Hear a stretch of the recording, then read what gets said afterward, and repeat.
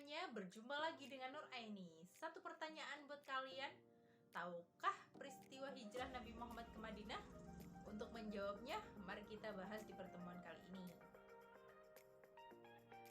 Assalamualaikum warahmatullahi wabarakatuh, anak-anakku semuanya. Bertemu lagi dengan saya Nur Aini. Bagaimana kabarnya kalian? Baik ya, semoga Allah memberikan kesehatan dan keselamatan sehingga apa yang kita pelajari dapat bermanfaat bagi kita semuanya.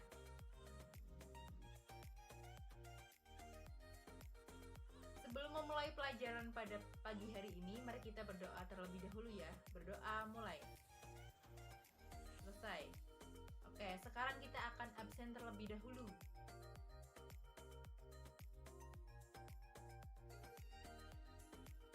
Kita akan membahas tentang tujuan pembelajaran. Yang pertama, dapat menjelaskan pengertian hijrah dengan benar. Yang kedua, dapat menyebutkan sebab Nabi Muhammad melakukan hijrah ke Madinah dengan baik. Yang ketiga, dapat menjelaskan reaksi kafir Quraisy terhadap hijrah Nabi ke Madinah dengan lancar. Dan yang keempat, dapat mengemukakan proses hijrah Nabi Muhammad SAW ke Madinah dengan benar. Nah, sekarang kita akan membahas tentang pengertian hijrah. Hijrah menurut bahasa berarti meninggalkan, menjauhkan diri, dan berpindah tempat. Seseorang dikatakan hijrah jika telah memenuhi dua syarat, yaitu yang pertama, ada sesuatu yang ditinggalkan, dan yang kedua, ada sesuatu yang dituju. Dalam konteks sejarah, hijrah adalah kegiatan berpindah yang dilakukan oleh Nabi Muhammad SAW bersama para sahabatnya beliau dari Mekah ke Madinah dengan tujuan mempertahankan dan menegakkan risalah Allah dan dakwah. Hijrah dibagi menjadi dua macam. Yang pertama hijrah makaniyah dan yang kedua hijrah maknawiyah. Nah, hijrah makaniyah yaitu meninggalkan suatu tempat. Nah, hijrah makaniyah dibagi menjadi tiga macam. Yang pertama hijrah ke Habsyah, yang kedua hijrah ke Taif, dan yang ketiga hijrah ke Madinah. Nah, sekarang kita akan membahas hijrah ke Habsyah adalah hijrah yang dilakukan oleh sebagian sahabat Nabi dalam rangka mencari tempat yang lebih aman.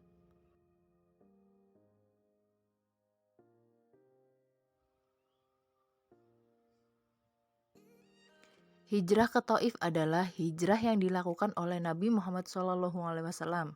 Nabi Muhammad meninggalkan Mekah menuju ke Taif karena kaum musyrikin intimidasi. Namun setelah sampai di Taif, ternyata Nabi Muhammad justru diusir oleh para penduduknya. Hijrah ke Madinah adalah hijrah yang dilakukan oleh Nabi Muhammad SAW memberikan harapan besar kepada masa depan Islam. Hijrah maknawiyah dibedakan menjadi 4 macam, yaitu A. Hijrah i'tiqodariyah, yaitu hijrah keyakinan. B. Hijrah fikriyah. C. Hijrah su'uriyah. Dan yang D. Hijrah sulukiyah.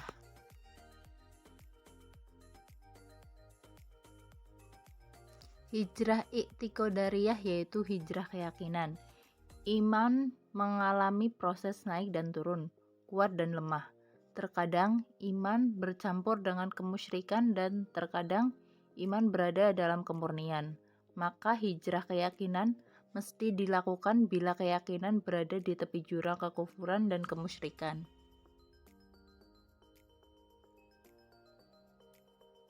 Hijrah fikriyah secara bahasa berasal dari kata fikrun yang artinya pemikiran. Seiring perkembangan zaman, kemajuan teknologi dan derasnya arus informasi seolah dunia tanpa batas. Berbagai informasi dan pemikiran dari belahan bumi bisa diperoleh di dunia maya dengan mudah. Maka, hijrah fikriyah mesti dilakukan dalam rangka meninggalkan pemikiran-pemikiran yang tidak sesuai dengan ajaran Islam.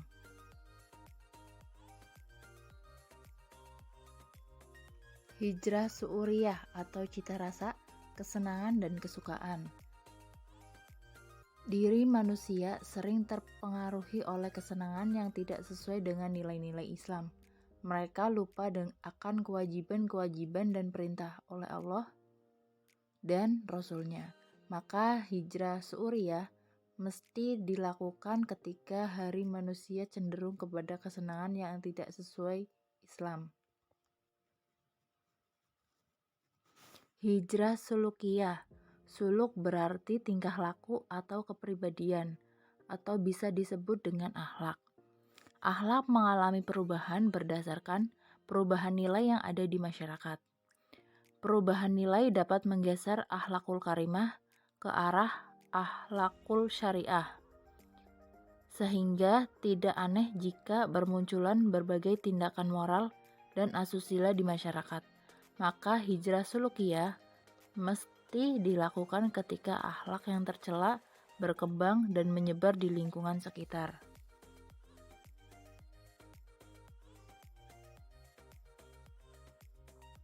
Sebab Nabi Muhammad melakukan hijrah ke Madinah. Ketika menerima ayat 94 surat Al-Hijr, Nabi Muhammad mulai berdakwah secara terang-terangan. Dakwah mendapatkan respon keras dari kaum kafir Quraisy.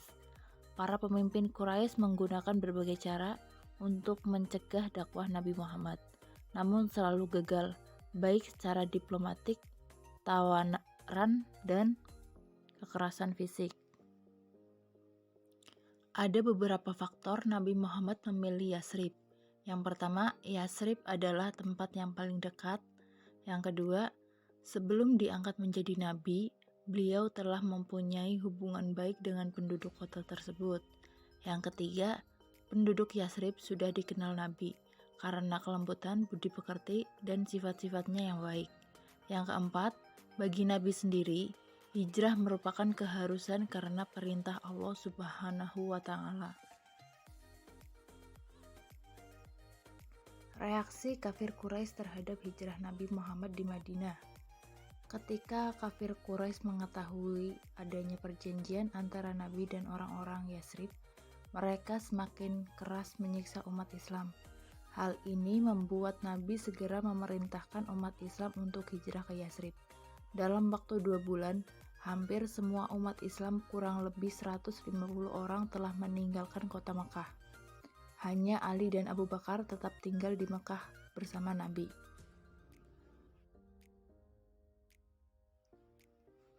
Karena itu, mereka memutuskan sikap terhadap Nabi dengan memilih satu di antara 3 cara. Yang pertama, membiarkan beliau sampai hijrah ke Madinah dengan sendirinya. Yang kedua, memenjarakannya. Yang ketiga, membunuhnya. Pada awalnya, mereka memutuskan untuk membiarkan Nabi Muhammad hijrah ke Madinah. Tapi, keputusan ini tidak akan dapat memecahkan masalah. Karena kepergian Nabi Muhammad dari Mekah boleh jadi akan menyiapkan kubu Yasrib untuk memerangi mereka. Jika mereka memilih keduanya, yaitu memenjarakannya, maka memicu umat Islam untuk membebaskannya. Setelah Nabi Muhammad SAW meninggalkan Mekah, kafir Quraisy tidak menyiksa keluarganya karena 2 alasan. Yang pertama, ketika kafir Quraisy mengetahui bahwa Nabi Muhammad SAW telah keluar dari Mekah dan rencana mereka gagal. Yang kedua, tujuan kafir Quraisy hanya satu, yaitu membunuh Nabi Muhammad SAW. Karena mereka menganggap bahwa satu-satunya cara memadamkan Islam adalah dengan membunuh Nabi Muhammad.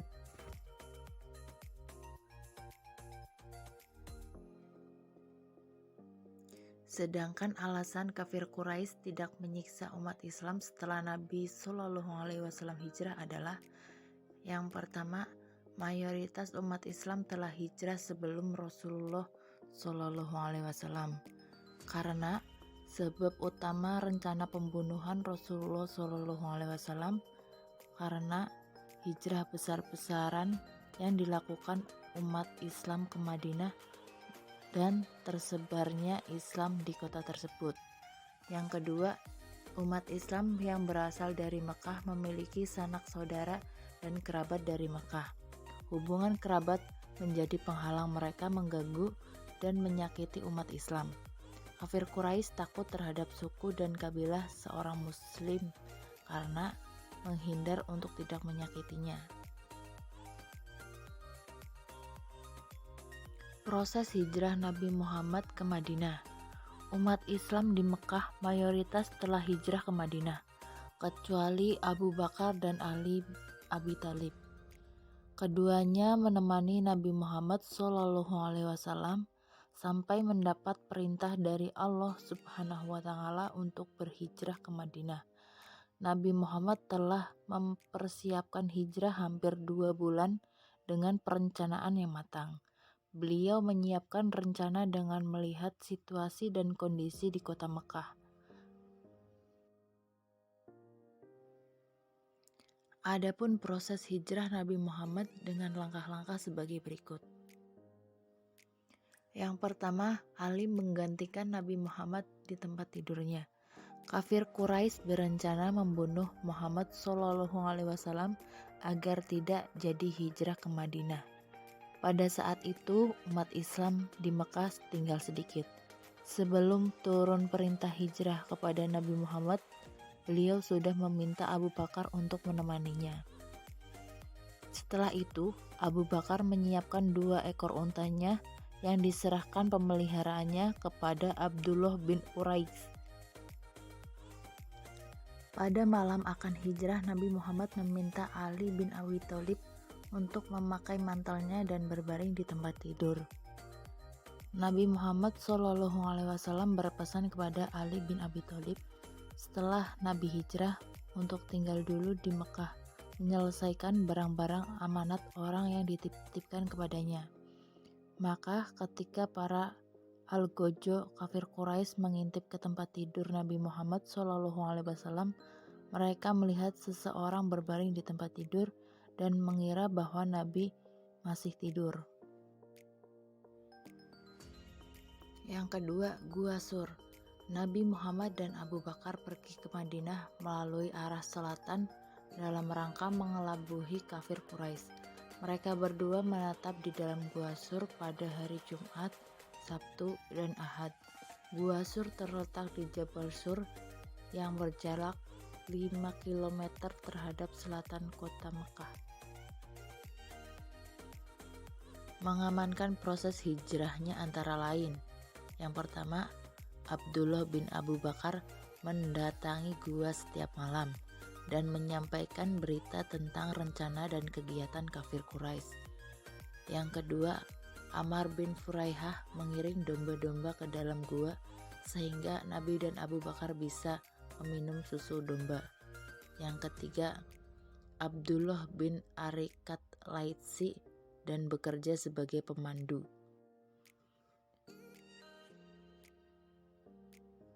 Selanjutnya, Suroka. Ketika itu, Quraisy mengadakan penyembara dengan hadiah 100 ekor bagi orang yang dapat menyerahkan Nabi Muhammad SAW. Ketika terdengar kabar bahwa ada rombongan 3 orang sedang dalam perjalanan, mereka yakin itu adalah Muhammad dan sahabatnya. Suroka bin Malik bin Jusyum, salah seorang dari Quraisy, juga ingin memperoleh hadiah 100 ekor unta, tetapi ingin memperoleh hadiah seorang diri saja. Ia mengelabui orang-orang dengan mengatakan bahwa itu bukan Muhammad, tetapi diam-diam ia menyuruh pembantunya untuk menyiapkan kuda dan perlengkapannya. Ketika tidak ada orang yang melihatnya, ia segera memacu kendaraannya ke pasir dan menuju orang tersebut. Suroka mengendarai kuda yang cepat sehingga ia bisa mengejar rombongan hijrah Nabi SAW tersebut, dan jaraknya semakin dekat.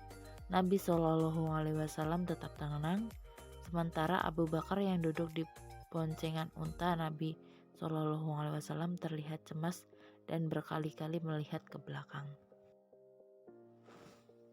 Selanjutnya, Masjid Quba.